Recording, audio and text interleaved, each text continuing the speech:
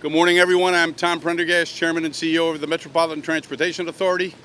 I'm joined here today by Governor Andrew Cuomo and County Exec Edward Mangano, as well as Gary White, the Chief Inspector from the Federal Railroad Administration, and Lori Ebbinghausen, the Vice President of Safety at Long Island Railroad.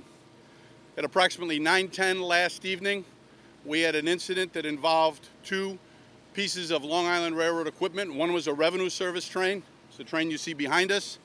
It collided two trains moving in the same direction. The yellow piece of equipment is a work piece equipment that does track maintenance, and they collided about 400 feet west of this point. They were both moving in the same direction. It was a side-swiping type collision, and the trains came to rest where you see them right now. Excellent response on the part of the emergency responders. There are a total of 33 people that were injured, 7 employees, 2 on the piece of track equipment, 5 on the train, and 26 customers. 4 serious, 1 with broken bones, underwent surgery yesterday. I'd now like to introduce County Exec Edward Mangano. Thank you. First, of course, our thoughts and prayers are with those that are recovering from their injuries sustained during the derailment. The real story here is no fatalities, and that's a great testament to our first responders from our police department, our volunteer fire departments, Office of Emergency Management, our AMTs, paramedics, all those that swiftly showed up here, responded. They really highlights how well trained they are, the importance of investing in training, because this was a difficult evacuation. If you look at the elevation and the terrain that they had to bring down the 600 passengers, and they brought them down safely, clearly there could have been a lot more injuries just in the evacuation. So once again, hats off to our first responders. And of course, we want to thank Governor Cuomo and the MTA and all those that have worked hard to make this scene as safe as possible, given the devastating derailment that took place here. So with that, I do want to I have the honor of introducing someone that's always there for Long Island and certainly for Nassau County and the people of the state of New York, and that's Governor Cuomo. Thank you, County Exec. First, when you look at the actual damage to this situation, the silver lining is we're fortunate that more people weren't seriously hurt. The damage to the train cars is extensive, and we have had a number of injuries, but frankly that we didn't lose any life is something to be thankful for. As the county executive said, the first responders did a magnificent job. We've been through enough of these situations where we know the performance of the first responders can make all the difference. This is a difficult area to get to. You have that hill that you have to go up. We're now looking at it in daylight hours, but just imagine this in the pitch black when you have to get into that car and get injured people out and carry them down that slope, how hard that is.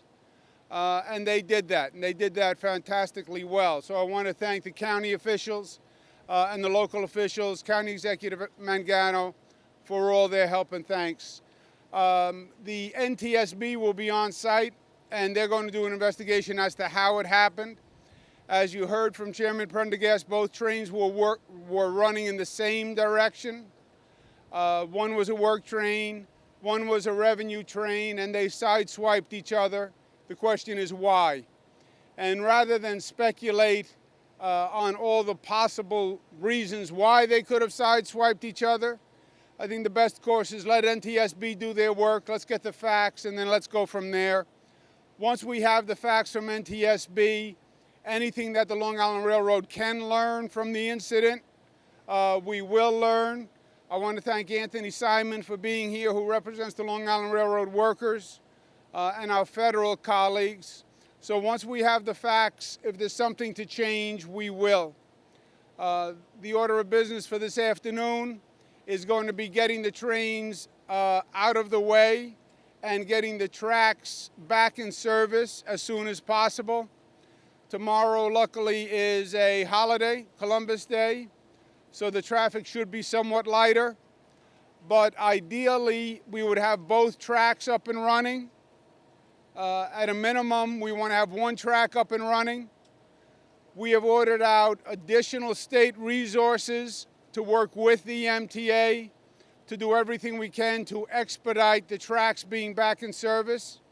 If we have to work all night long, all day and all night long, we will, because we want to make sure tomorrow's commute is as easy and normal as possible. And again, I want to thank all our colleagues who were so helpful in both the response and the federal colleagues who will now take over the investigation.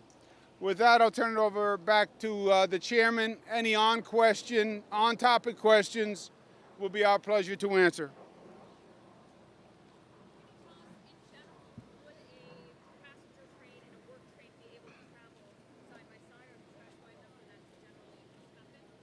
Yes, the tracks are spaced far enough apart for that generally to happen, but for some reason in this particular case, the piece of work equipment, the yellow piece of work equipment, came over into the clearance for the revenue service track that was on, and that's what we need to investigate. Why did that happen? Is it 33 injuries total? I'm just trying to... That's what I understand. It's 33, 26 customers, 7 employees, 2 that were on the work train, 5 that were on the revenue service train. How fast was the train going? That'll be part of the investigation, but the revenue service train was most likely going faster than the work piece of work equipment. Why was the work train on that track?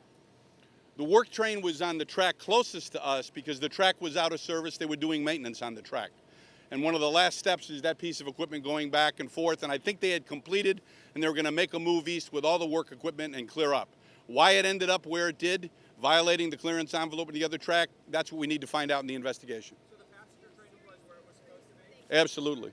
The passenger train was where it's supposed to be, yes. I'm sorry. I believe one of the employees suffered laceration on the work piece of work equipment, and I believe a customer had multiple fractures. Did you give any sense of... I'm sorry? Make the recovery better. The third track would make the recovery better. Right now we've got 2 tracks that were affected. If we had a third track, we could be running on that track now and have surety of that track for the morning rush hour. Do you have any sense of what the market will look like both tomorrow and even maybe looking into Tuesday? Not until we actually, because as the governor said, our ultimate goal is to get both tracks back for a normal rush hour. Short of that, it would be 1 track back. And then we would inform the public what those impacts would be if it were 1 track. On the third track question, which is an ongoing project that we're working on, the third track would give you more flexibility. If you haven't had a third track now and you had an incident involving 2 tracks, you could still be running trains. And that's our point. It just gives you more flexibility, gives you redundancy, et cetera, and you can actually run more trains. In terms of why did the work train violate the space of the revenue train, that we're going to have to wait for the NTSB to actually do an investigation so we don't have to guess and we don't go through a lot of possibilities, which we often do in these situations. And then whatever we can learn, we will learn. The focus to get up and running for tomorrow morning's commute and then Tuesday, we are going to make all available resources, and you can't have a better effort at getting ready for the commute. That I can tell you. And we're bringing other pieces of equipment and other personnel from other agencies to help. But the train is severely off the tracks. It's in a dangerous, precarious position. You want to lift it back onto the tracks. You don't want the train to tip over, which is a possibility. If it tips over, it's a more complicated recovery effort. So there is a degree of sensitivity involved. Any other questions? Okay, sir. How fast should the passenger train have been going with work being done on the other track, the adjacent track? That'll be part of the investigation, but there are procedures in place that allow trains to move on adjacent track at either the civil speed or reduced speed, depending on the nature of the work. But that's part of the investigation.